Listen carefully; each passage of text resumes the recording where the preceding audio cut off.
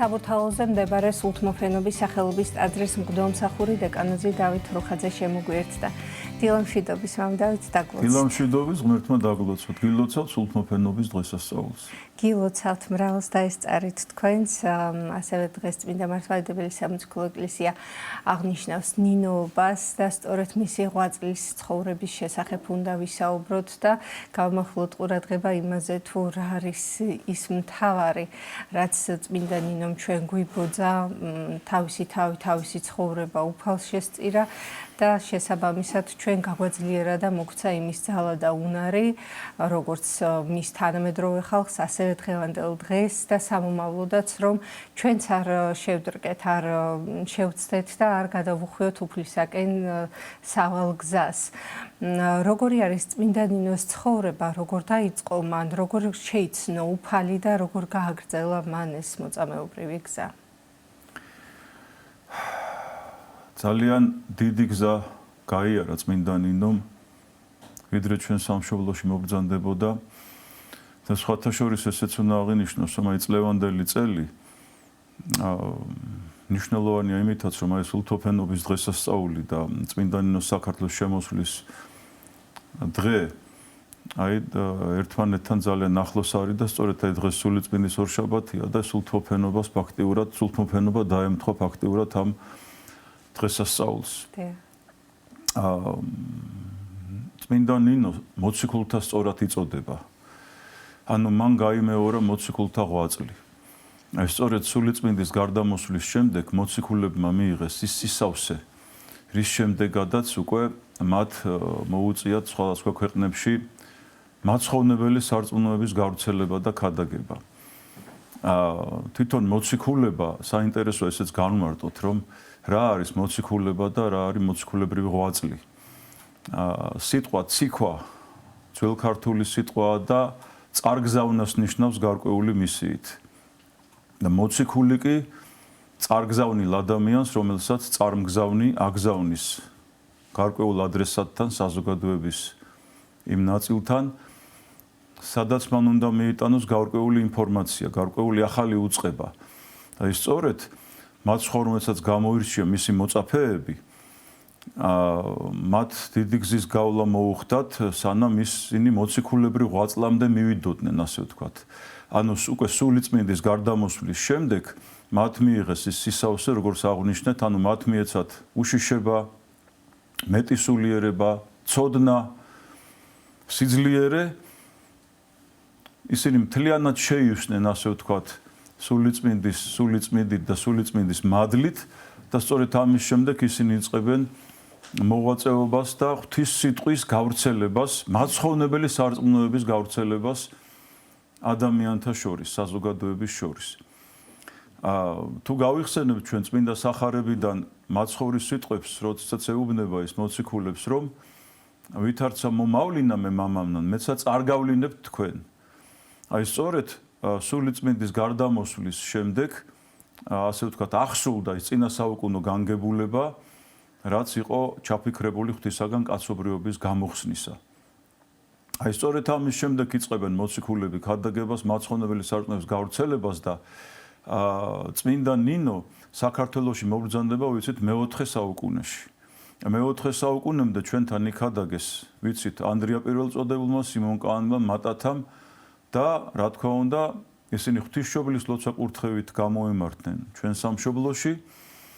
ღვთისმშობელს ხვდაწილად თავად ჩვენი ქვეყნის მოქცევა, მაგრამ ის თვითონ ვერ წამობრძანდა, ვიცით, და სწორედ აი მოციქულები გამოგზავნა, მაგრამ მოციქულების ქადაგება მაშინ ვერ გამოიღო ის ჯეროვანი ნაყოფი და ის ნერგი, რომელიც მათ დათესეს, ვერ აღორძინდა ისე როგორც საჭირო იყო და სწორედ აი მოციქულთა სწორ ნინოს ხვდა წილად ის მძიმე ჯვარი, ის მძიმე მისია, მოციქულებრივი, რომელიც მან შემდგომში უკვე აღასრულა თავისი ძვირფასი საქმით.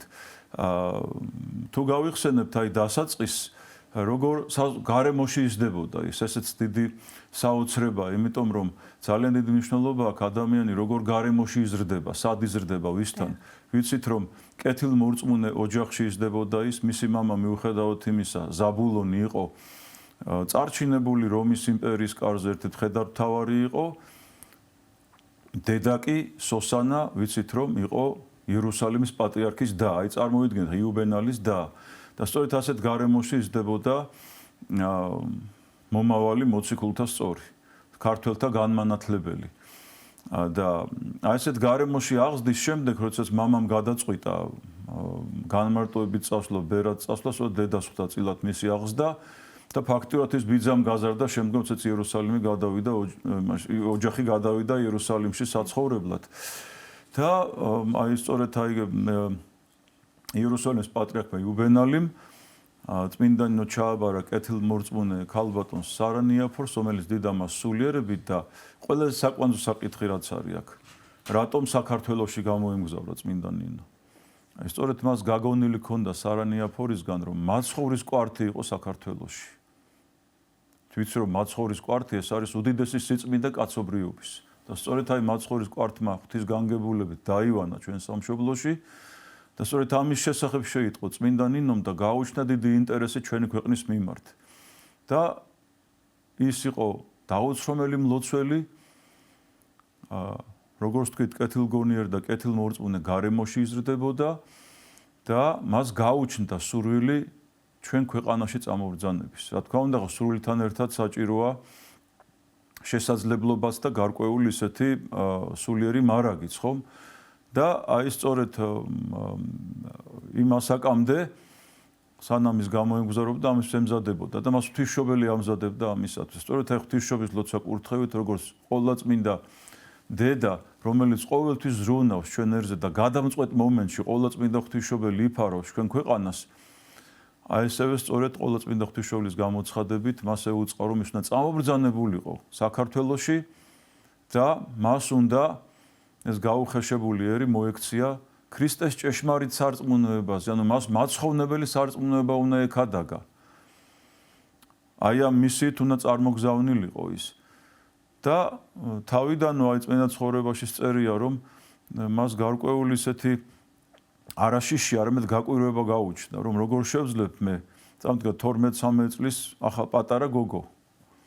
როგორ შევძლებო მე ამასაკის ასე უმწეო მდგომარეობაში მყოფი, ასე შორ მანძილზე წასვლას და იქ ადამიანთა შორის სარწმუნოების გავრცელებას ღვთისმშობელმა ვაზის ჯვარი გადასცა მას და უთხრა, რომ აი ამ ჯვრით შენ ყველა მტერს და ყველა მოწინააღმდეგე ძალას დაასძლევ და ამ მისიას შენ შეასრულებ. და სწორედ აი ღვთისმშობლის ლოცვა კურთხევით ჯვრით გამტკიცებული წმინდა ნინო, სწორედ აი ამ ხილვის შემდეგ ის ცრემლებით შეავედრებს უფალს მომავალ მის ასე ვთქვათ საასპარეზო ერს და ესე იგი თავისი თმებით შეკრავს ჯვარს და მოემართება ჩვენ სამშობლოში. ჯვრის მნიშვნელობის შესახებაც რომ ვისაუბროთ, მამ დავით, თუ შეიძლება. დიახ. რა თქმა უნდა, მაცხოვარი, როდესაც გაეკრა ჯვარზე, ჯვარი, რომელიც იყო მანამდე წამების იარაღი, გახდა სანუკვარი ყველა მართლმადიდებელი ქრისტიანისათვის, ყველა ქრისტიანისათვის და სწორედ აი ჯვრის მადლი და ძალა თვით ჯვარს აძლიერებს თვით მაცხოვარი ჩვენი იესო ქრისტე, რომლის ღმერთწმენაც ჰქონდათ მოციქულებს და ამ რწმენის გარეშე რა თქმა უნდა მათზე არ გარდამოვიდოდა სულიწმინდა, მაცხოვარმა აღუთქვა მოციქულებს, რომ აი ჯერ მე უნდა წავიდე და სულიწმინდა უნდა მოვიდეს თქვენთან და სწორედ აი სიმბოლო აი ჯვრის ძალა, აი სწორედ ამაშია, რომ იქ უხილავად არის მადლი უფლისა ჩვენისა იესო ქრისტეს და სწორედ ამ მადლით და ძალით ასე ვთქვათ აღჭურვილი წმინდა ნინო ჯვრითხელში მოდის ჩვენ სამშობლოში, მოდის რიფსიმე და გაიანესთან ერთად და 50 ქალწულთან ერთად, ვიცით, ის ჯერ სომხეთში შედიან წმინდა ქალწულები, იქ რა თქმა უნდა ვიცით რომ ამ დროს არის რომის იმპერატორი დიოკლეტიანე, რომელიც არის მტარვალი იმპერატორი და მან დაუწყო დევნა წმინდა ქალწულებს ჯერ კიდე რომიდან და მან მალე მსროლი გაგზავნა თრდატ მეფესთან, სომხეთის მეფესთან, რომ მას შეეპყრო ქალწულები და ეწამებინა ისინი. და სწორედ აი რიფსიმე გაიანე და 50 ქალწული სომხეთში ეწამნენ და მათი ხსენების დღე სექტემბერშია. და წმინდა ნინო ღვთისმადლით დაფარული დაიცვა უფალმა ის, რომ მას მომავალი მისია ჰქონდა შესასრულებელი და აი სწორედ სომხეთის გავლით ის აი ჯავახეთის თებიდან შემოდის საქართველოში. აი დღეს ფოკაში დიდი დღესასწაულია ვიცით, იქ მისი უწმიდესობა ჩაბრძანდება და აღესრულება ღვთისმსახურება და შემდგომ აქედან მოხდება უკვე დიდი ნაკადი დაიძვრება, რომელიც გაიმეორებენ წმინდანინოს გზას. აი წმინდანინო მობრძანდება ამის შემდეგ ის ჩადისო ქალაქ ურბნისში და ურბნისიდან უკვე მოემართება მცხეთისაკენ. მცხეთაში, როდესაც ჩამობრძანდება ის,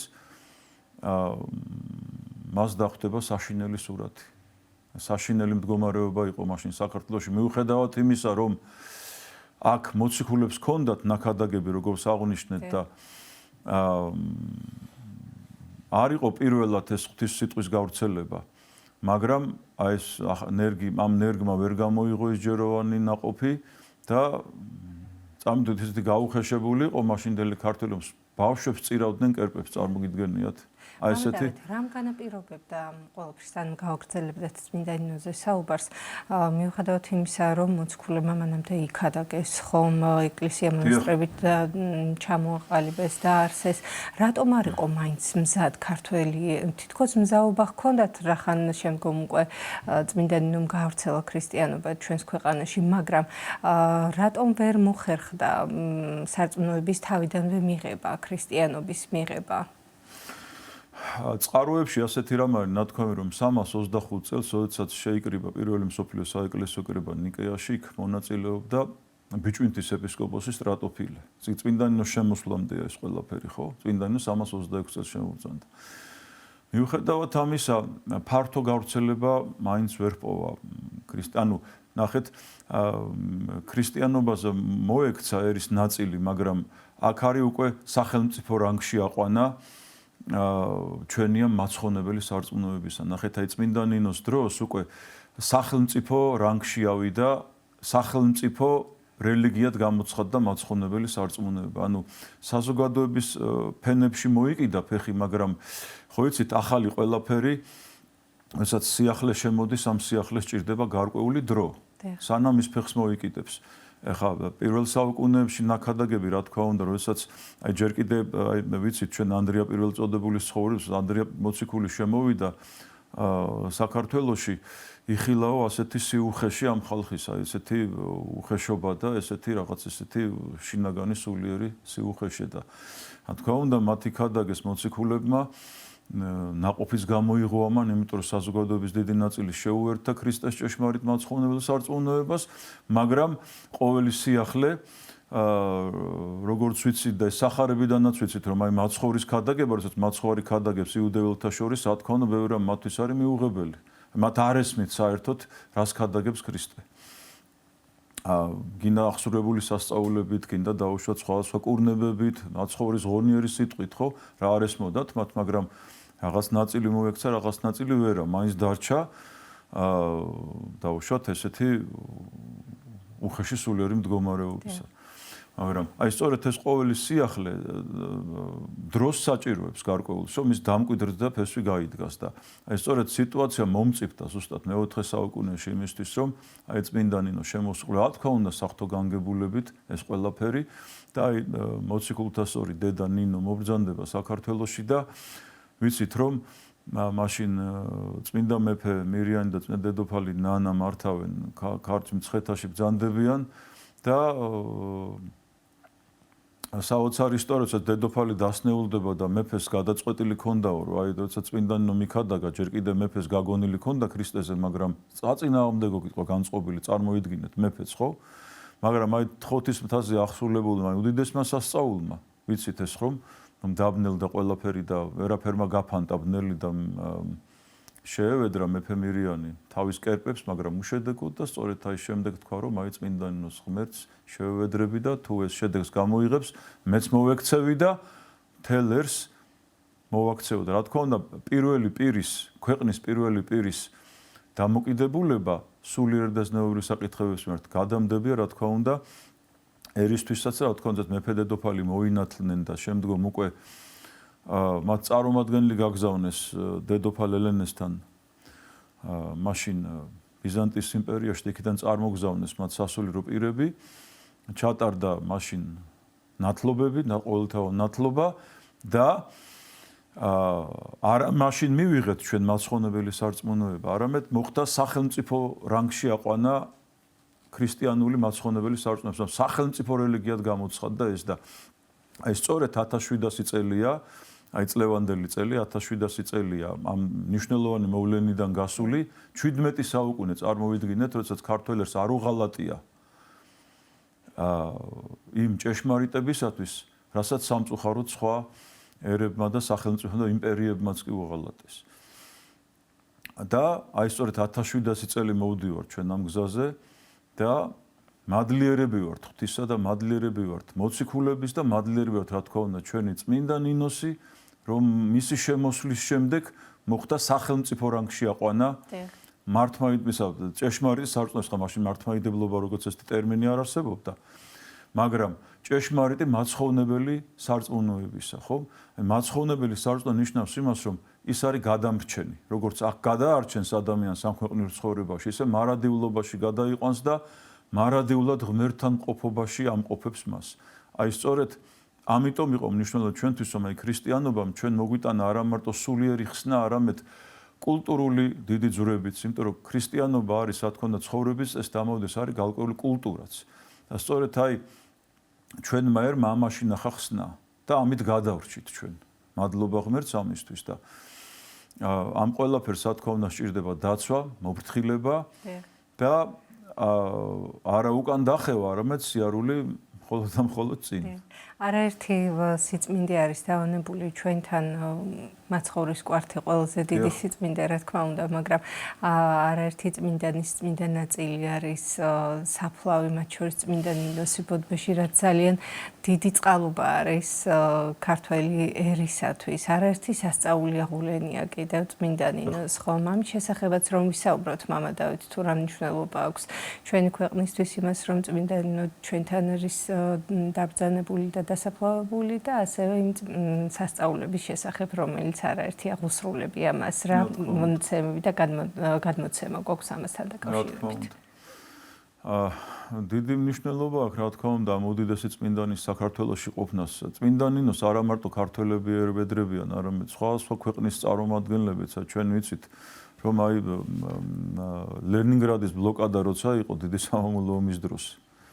აი ყველაზე სასწაული რაც მაშინ მოხდა, სწორედ ამ ბლოკადის გარღვევას უკავშირებენ ნიქაური მოსახლეები და ეკლესია იმას, რომ აი სწორედ წმინდა ნინოს ევედრებოდნენ მაშინ და წმინდა ნინო მოახდენეს უდიდეს სასწაული, რომ ის არნახული, ასე ვთქვათ, ესეთი გამოუვალი მდგომარეობა. ჩვენ არაერთი ფილმი და ის გადაღებულა ამაზე მოყოლილა კიდევაც ისტორიკოსების მიერ, რა საშინელი პერიოდი იყო მაშინ იქ და აი სწორედ აი ლენინგრადის ბლოკადის გარღვევა და ამ ყველაფრის დასრულება უკავშირდება წმინდა ნინოს და ძალიან მადლიერები არიან სხვათა შორის ამისათვის. და ბედნიერია კიდევ ერთხელ ქართველი, რომ ჩვენ აი ესეთ უდიდესი სიწმინდე ჩვენთან ჩვენს მიწა-წყალზე ბრძანდება ბოდბეში და სწორედ აქინება წმინდა ნინოს იმდენად უყვარდა თავისი ასე ვთქვათ წილხდომილი მისი ასე ვთქვათ მოსაქცევი ერი, რომ სწორედ აქინება მან დავანება და საბოლოო განსასვენებლი პოვა ბოდბის მონასტერში, ვიცით, ეს ადგილი ჩვენთვის ყველასთვის ძალიან ისეთი ძვირფასია და ძალიან ბევრი შემთხვევაა, როდესაც ადრეც და თანამედროვე ცხოვრებაშიც, რომ აი წმინდა ნინოს საფლავთან მისული ბევრი ადამიანი, სნეულები მიყავთ იქ სხვათა შორის, მე მომწევ ვარ ბევრი რაღაცის, რომ აი სნეული ადამიანი მისულა იქ და ულოცია და შემდგომ აი დღეები გასულა და განკურნებულა ის სხვა დაავადებებისგან სხვათა შორის სნეულებისაგან ფიზიკური თუ სულიერი, ვინც წმენით შეევედრება მოციქულთა სწორ ნინოს, რა თქმა უნდა, ის ყველას შეუსრულებს, იმიტომ რომ მისთვის ჩვენ ვართ შვილები, ის ჩვენი დედა არის. როგორც ღვთისმშობელია სამყაროს დედა და ყველა ქართველი ადამიანის დედა, ისე მოციქულთა სწორი ნინო არის ჩვენი ყველას დედა და მეოხი წინაშე ღვთისა. იმიტომ რომ სწორედ აი მისი მონდომებით, მისი შრომით, როგორც აღნიშნეთ, აი მას სურვილი ჰქონდა ბავშვობიდან გაუშვდა მას სურვილი ჩვენ ქვეყანაში წამობრძანების. აი მაცხოვრის კვართმა გაუჩინა მას ეს სურვილი და სწორედ აი მონაყოლმა იმის შესახებ, რომ ეს უდიდესი სიწმინდე ინახება ისევ და ისევ საქართველოში და საქართველოს გულში მცხეთის სვეტი ცხოვლის ტაძარში. და სწორედ აი მაცხოვრის კვართზე ფიქრმა და ყოვლადწმინდა ღვთისმშობლის ლოცვა კურთხევამ გადააწყვეტინა მას და მტკიცე, ასე ვთქვათ, სულიერება მისცა იმისათვის, რომ პატარა გოგო წარმოიდგენ 12-13 წლის ბავშვი თითქმის. ეხლა დღეს ბავშვს მაღაზიაში ვერ გააგზავნი დამოუკიდებლად, ხო, რაღაც რო გვეშინია, რომ რაღაცა არ მოხდეს იქ რა. აი წამდა ამ ხელა გზაზე წამოსული რამდენი განსასწრელი უნდა გაევლო, რამდენი შეურაცხყოფა უნდა დაეთმინა, ხო ეხლა ეს ყველაფერი ეს გაწვრილებით ხომ არ არის აღწერილი, მაგრამ ვიცით რა რთული გზა იქნებოდა, მაგრამ ის არაფერს შეუშინდა, ნახეთ აი ამიტომ რომ მართლმადიდებელი ქრისტიანი და მით უმეტეს ვინც მოციქულებრივი ღვაწლისთვის არის მზად, ის უშიშარი უნდა იყოს, მას არ უნდა ეშინოდეს, ასე ვთქვათ, მოსაი მე რამე მომივა და რაღაც ესეთი რაღაცა, იქ არაფერი არ მომივიდეს, იქ ვინ მიმიღებს და ასე შემდეგ. ამაზე ჩვენ ჯერ კიდე სახარებაში გვაფრთხილებს მაცხოვარი, რომ აი როდესაც მოციქულებს წარგზავნის ის და ამზადებს მას წარგზავნისთვის, გარკვეულ შევადარიგებებს აძლევს მათ, რომ ნუ მიგაქვთ ორი სამოსელი, ნუ მიგაქვთ რაღაცა ზედმეტი რაღაცები, რომელს სახშიცო მიხვალთო და ვინც თქვენო გიმასპინძლებთო, დარჩით იქო და ვინც თქვენო არ მიგიღებთო, თუ რო გამოხვალთ იქიდანო, მტვერი განიყარეთო თქვენი ფერხიდანო. მაცხოვარი ეუბნება და მე გაგიძღვებით თქვენ, მე წარგიძღვებით თქვენ და მე იმ მისიას ბოლომდე მიგაყვანინებთ. ანუ თავად ქრისტე არის მოქმედი ჩვენ შორის, ნახეთ, თამთაც ადამიანი უშიშარია, როდესაც ადამიანი წმენით არის სახსავსე. დამანიცის რა მიზანი უნდა შეასრულოს, უხილავად მასთან არის ქრისტე და ქრისტე თანამოქმედია ასეთი ადამიანის. აი სწორედ ამის რწმენა თუ გვექნება ჩვენ და იმ ადამიანებს, ვინც განმზადებულნი არიან და ცხადე უნდა ვიყოთ, იმიტომ რომ მე ვფიქრობ, რომ თითოეული მართლმადიდებელი ქრისტიანი თავის გარემოში მცირე მოციქულია, იმიტომ რომ მან უნდა იქადაგოს თავის ცხოვრების წესითაც, თავის ცოდნით რასაკვირველია, იმიტომ რომ ცოდნა აუცილებელია და გარკვეული ესეთი დიაპაზონი, ასე ვთქვათ, ამ ცოდნისა, რომ ჩვენ ეს გასაგებიანით გადავცეთ იმ ადამიანს, ვისაც ეს აინტერესებს. და თუ ჩვენ მათთვის საინტერესო ვიქნებით, ასე ვთქვათ, ის აუცილებლად წამოვა ჩვენსკენ. და ჩვენსკენ კი არა, ქრისტესკენ, როგორც ბრძანებს წმინდა სერაფიმე საროელი, რომ თუ ღირსეული ადამიანი იქნება ქრისტესთან, შენ თუ გადარჩები, შენს ირგვლივ ბევრი ადამიანი წამოვა, ანუ შენ ისინიც მოინდომებენ გადარჩენას, ხო? თავი და მნიშვნელოვანი ის, რომ ძალადობით არასოდეს არ გავრცელებულა ქრისტიანობა. რასაკვირველია, ეს არის უშუალოდ ადამიანის ნებასურვილი. აი თქვენ თავიდან თქვენ მკითხეთ თავიდან, რატომ მაშინ ვერ პოვა? აი დასაწყისში, როდესაც მოციქულები მობრძანდნენ და მათი ქადაგეს, რატომ მაშინ ვერ პოვა?